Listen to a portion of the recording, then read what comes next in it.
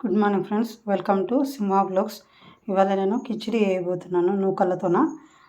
ఎలా వేస్తున్నా చూడండి నా స్టైల్లో. వాటికి కావాల్సిన ఇంగ్రీడియంట్స్: కరివేపాకు, ఆలుగడ్డ, క్యారెట్, పచ్చిమిరపకాయలు, ఆనియన్స్, కొత్తిమీర.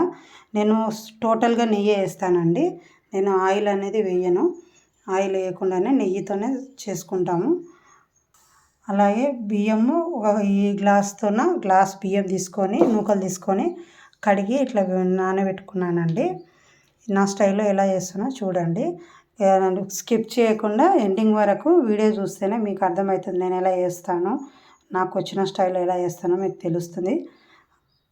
ఎండింగ్ వరకు చూడండి స్కిప్ చేయకుండా. స్కిప్ చేస్తే ఏమవుతుందంటే మీకు సరిగ్గా అర్థం కాదు, కాబట్టి స్కిప్ చేయొద్దు అని చెప్తున్నాను. పొయ్యి ముట్టించి గిన్నె పెట్టుకున్నాను. ఈ గిన్నె హీట్ ఎక్కిన తర్వాత నెయ్యి వేసుకోవాలి. నెయ్యి వేసి కరిగించుకొని దీంట్లో ఏమేమి వేస్తానో చూడండి. హీట్ ఎక్కిందండి నా నెయ్యి. ఇప్పుడు కరివేపాకు వేసి క్యాప్ పెట్టుకున్నాను. కరివేపాకు గోలిన తర్వాత పచ్చిమిరపకాయలు వేసుకోవాలి. 2 minutes ఇట్లా గోలిన తర్వాత ఉల్లిగడ్డ వేసుకున్నాను. ఉల్లిగడ్డలో ఇట్లా వేగిన తర్వాత ఒక 1 minute ఇట్లా గోలిన తర్వాత ఇప్పుడు ఆలుగడ్డలు వేసుకోవాలి. నేను ఆలుగడ్డ ముక్కలు ఈ సైజులో కట్ చేసి పెట్టుకున్నాను. అలాగే క్యారెట్ కూడా ఇట్లా పొడుగా ఈ విధంగా కట్ చేసుకున్నాను. ఆలుగడ్డ వేసాను కదా, వీటిని కూడా గోలియాలి ఒక 2 minutes. ఇట్లా 2 minutes గోలిన తర్వాత లైట్గా కలర్ చేంజ్ అవుతుందండి, అంతే ఏం కాదు. ఇవి గోలిన తర్వాత ఇప్పుడు క్యారెట్ ముక్కలు వేసుకున్నాను. క్యారెట్ ముక్కలు వేసుకొని ఒక 2 minutes ఇవి కూడా ఉడకనివ్వాలండి. నెయ్యిలో ఉడితే కొంచెం టేస్ట్ బాగుంటుంది. ఈ పచ్చళ్ళు తొందరగా ఉడకడానికని నేను కొంచెం సాల్ట్ వేసుకుంటున్నాను. కొంచెం అంటే కొంచెం ఎక్కువ వేసుకోవట్లేదు, కాలు ముక్కలు ఉడకాలి కదా, అందుకని వేస్తున్నాను. కలుపుకోవాలి. ఒక 2 minutes ఇట్లే వదిలేస్తే 2 minutes ఉడకబెడదాం నెయ్యిలో. ఇవి ఆలుగడ్డ ముక్కలు అడుగుకు అంటుకున్నట్టు అవుతాయి కదండి, అందుకే అప్పుడప్పుడు మధ్యలో కలుపుకోవాలి. ఒక 1 minute అయినాక కలుపుకొని మళ్ళీ ఒక క్యాప్ పెట్టేసి మళ్ళీ ఒక 1 minute తర్వాత మళ్ళీ ఏం వేయాలో చూపిస్తాను.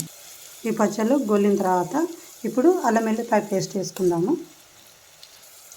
అల్లం వెల్లిపాయ పచ్చివాసన పోయేంత వరకు వేయించుకోవాలి. కొంచెం కలర్ కూడా చేంజ్ అవుతుంది ఆయిల్ అనేది. చూడండి నేను వేయిస్తాను. చూడండి ఆయిల్ అనేది ఈ కలర్ వచ్చి లైట్ ఎల్లో కలర్ వచ్చింది. ఆ కలర్ వచ్చేంత వరకు అల్లం వెల్లిగడ్డ ఉడకబెట్టుకొని ఇప్పుడు వాటర్ పోసుకోవాలి. మనం నానబెట్టుకున్న బియ్యం ఉన్నాయి కదా, ఆ వాటికి సరిపోని వాటర్ పోసుకోవాలి. నేను గ్లాసు బియ్యం తీసుకున్నాను కదా, ఈ గ్లాస్తోనే 2 గ్లాసుల వాటర్ పోసుకుంటాను. ఇప్పుడు దీంట్లో సరిపడా ఉప్పు వేసుకుందాము. సరిపడా సాల్ట్ వేసుకొని ఒకసారి ఇట్లా కలిపి క్యాప్ పెట్టుకొని నీళ్ళు మసలే వరకు ఈ స్టవ్ అనేది హై ఫ్లేమ్లో పెట్టుకొని నీళ్ళు మసలే వరకు ఉంచుకోవాలి.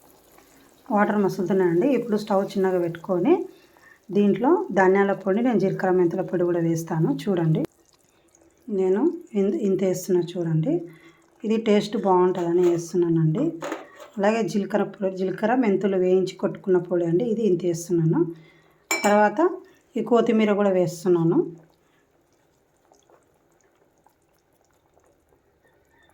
ఇవి ఒక 1 minute కొత్తిమీర ఉడికిన తర్వాత అప్పుడు అది వేసుకుందాం. బియ్యం వేసుకుందాం.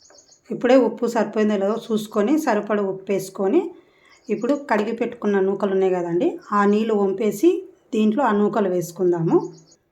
బియ్యం వేసిన కదండి, వీటిని ఒకసారి కలిపి ఇట్లా పైన కలిపేసి క్యాప్ పెట్టి ఉడికించుకోవాలి.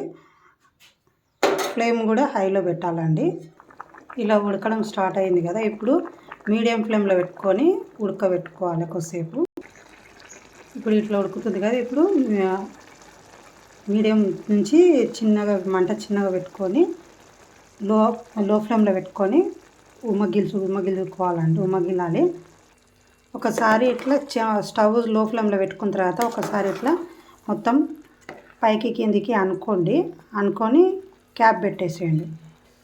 ఇవ్వండి అయ్యింది కిచిడి. మేము ఈ స్టైల్లో వేసుకుంటాము. ఇంకో ట్రిక్ ఏంటంటే అన్నం ఎలా ఉమ్మగిలిందంటే ఇక్కడ గిన్నె మీద ఇట్లా నీళ్ళతో సురుమనాలి, అప్పుడు అన్నమైన. ఇప్పుడు స్టవ్ ఆఫ్ చేసుకోవాలి. నేను చేసిన స్టైల్లో ఎలా ఉందో కామెంట్ రూపంలో తెలియజేయండి. అలాగే like, share and comment and subscribe కూడా చేసుకోండి.